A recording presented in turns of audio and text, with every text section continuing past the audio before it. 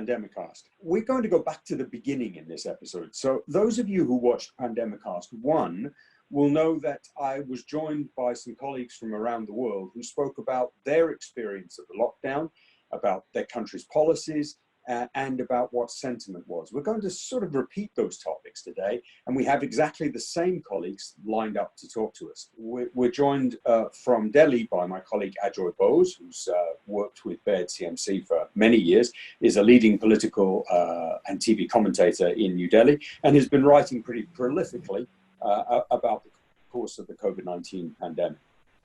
From Nairobi, we're joined by Sharon Kantai, who is a very valued Baird CMC and Hedera's colleague based in Nairobi, a former TV journalist who now works in communications and strategy consultancy. From Milan, we're joined by Corrado Tomasini of Havas PR, who's a long-time implementation partner of Baird CMC. And Corrado is a health specialist who is working with many of the companies who are on the front line of the Italian struggle against COVID-19. From Wales, we're joined by James Snodgrass, who is a senior consultant at Baird CMC, a specialist in global health, and has been, again, writing extensively on COVID-19.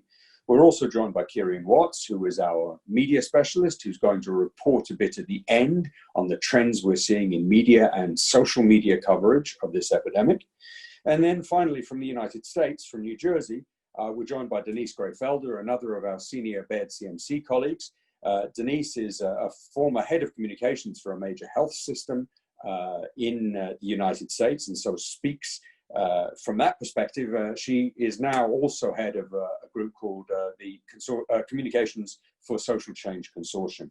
Let me start, if I may, by welcoming all of you and thanking you for joining us. And let me start by asking you to give us a flavor of the lockdown, a flavor of the progress your countries are making, or maybe the lack of it, and what the experience of living through this pandemic is like. Ajoy, can I start with you? Because I think India's is probably the most recent of the lockdowns we have. Well, we've had a lockdown now for nearly 3 weeks. It's been probably one of the harshest lockdowns across the world.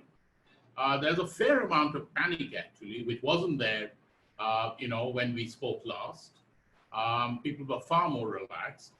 But I think that there is a kind of hysteria which is built up, and the numbers are rising.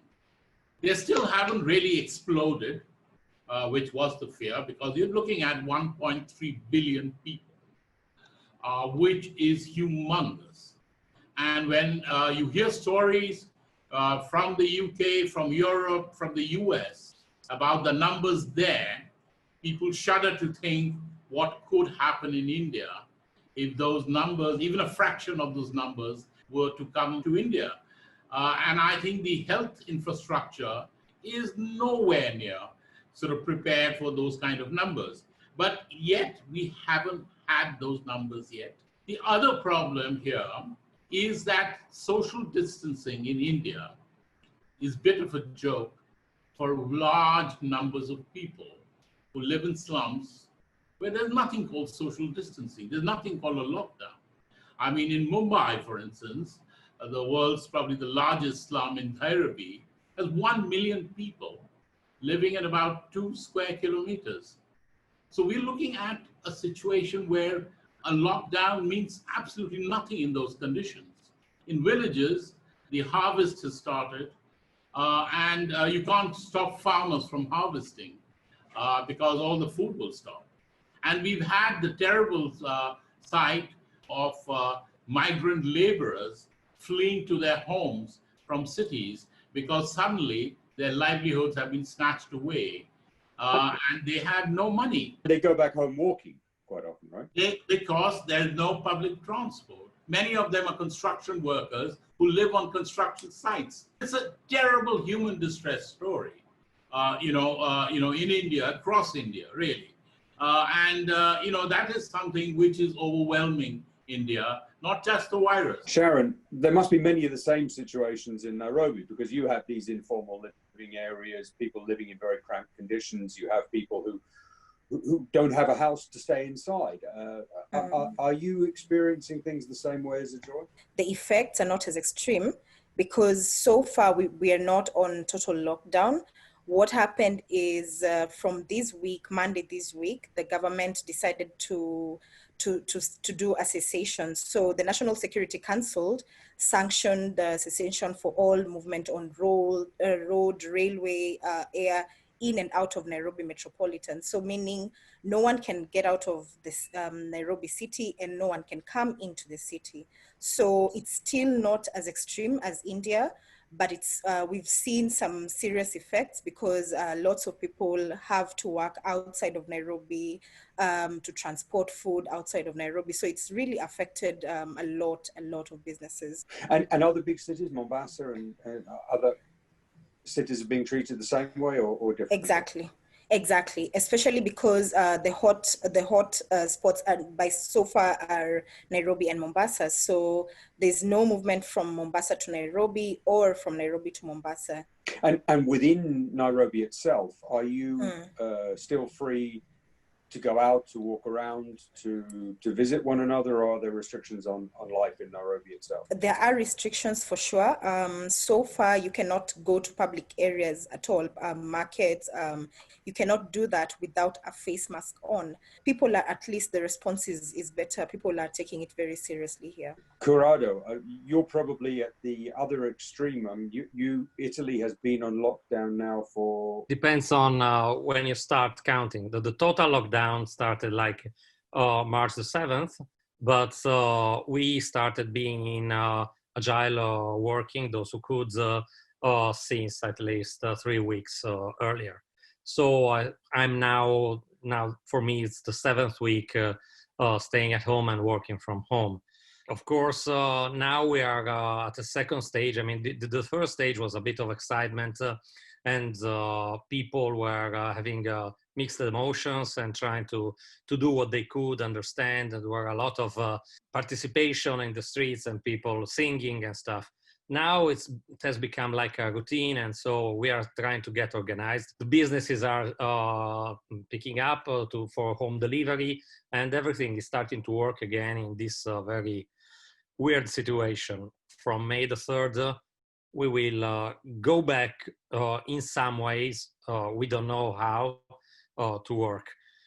We have a commission, an expert commission that will have to deal with this and to give instructions to businesses and to people to how to go back to work and to start a normal life, which will not be normal as we used to know it. What we know for sure is that the world is not going to be as it used to be until we get the vaccine or until we have the response from all the trials that are ongoing and that might have some nice evidence, I guess, for us. But last time we spoke, James, the UK was the exception. That's changed radically since we spoke. The UK has since the 23rd of March been on, not a total lockdown. You are allowed outside to exercise once a day, and you are allowed to go out food shopping. But otherwise, there is a total lockdown. There are only a few exceptions of industries which have been allowed to continue working.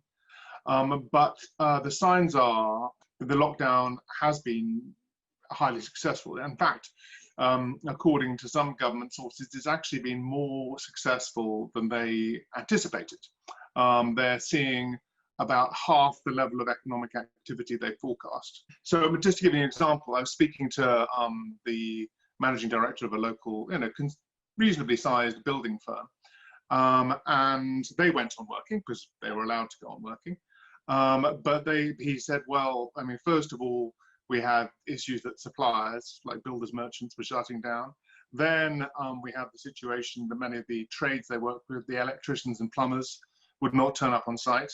And then he said, not quite abuse, but people were passing sites where they were working, where he said it has been difficult to implement social distancing, and not quite getting abuse, but certainly getting comments were being directed at them. So they have now shut the whole firm down and have put all their workers on what is the Treasury's furlough arrangement, where they paid 80% of their salary by the UK taxpayer. So, and if their example is typical, then, you know, I think there is the prediction the government will be getting quite worried now that actually the bill at the end of this is going to be much bigger than they expected.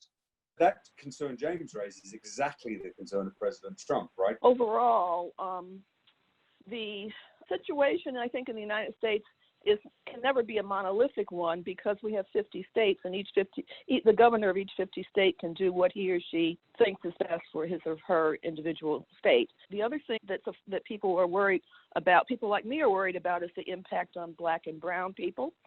In some major cities like Chicago, as much as 70% of the people who have died from COVID-19 in Chicago, which is a city of about, I'd say maybe 3 million people or so, 70% of them so far have been Black or brown people. And on top of that we are still dealing with a shortage of personal protective equipment and ventilators in some states.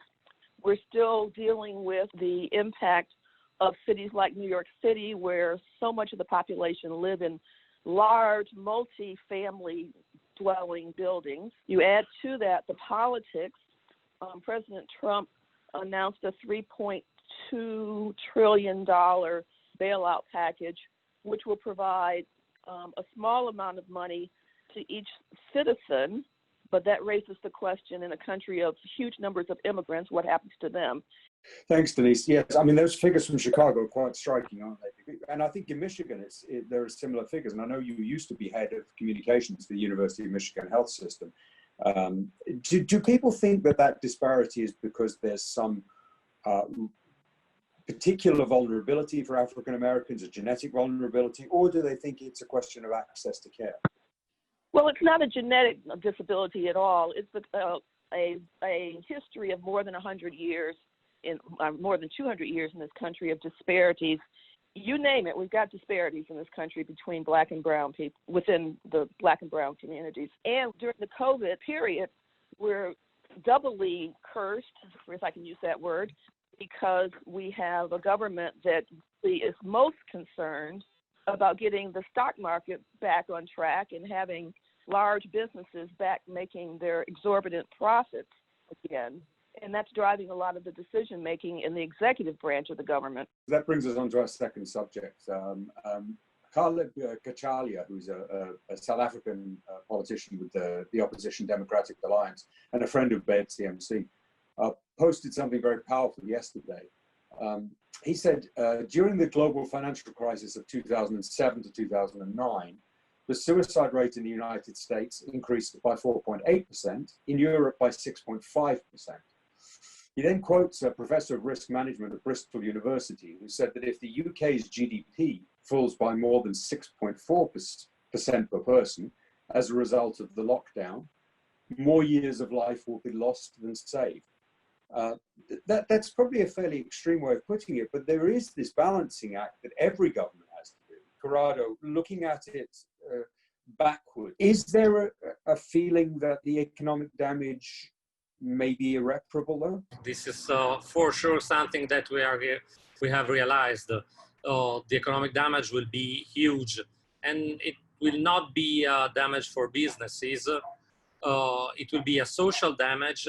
Living can be a problem because people that used to have jobs that are in everyday life cannot have a proper wage and have not the money to live and to buy food. So it's becoming, especially in some regions, a big problem. And then people are not taking care of their health because they're afraid of going to the hospital. What's your best guess about what Italy will look like after the 3rd of May? A lot of businesses will open up. There will be new rules for people to go to work. Distancing will be fundamental, so every business will have to reduce the kind of work. Only 1/3 of people could be working there. And so we'll have to take turns and to see how we can do it. I think the debate today is the question of saving lives from COVID and saving livelihoods, because the informal sector, which is really the main occupation for most people in India, that has been shut down. And I think that is a huge blow to people. there is a huge cost to pay because a lot of the jobs lost now will not come back. We cannot continue this lockdown. It is politically very risky to remove the lockdown all at once, because if the deaths and the infections shoot up, then it's going to be a problem. That gentle return to work that Corrado was talking about is really inconceivable, because as soon as you release any part of the restrictions, absolutely, there'll be a flood. Yeah, people will flood back into the markets. I mean, maybe wearing masks, but you know how it is. I mean, the Indian markets are teeming.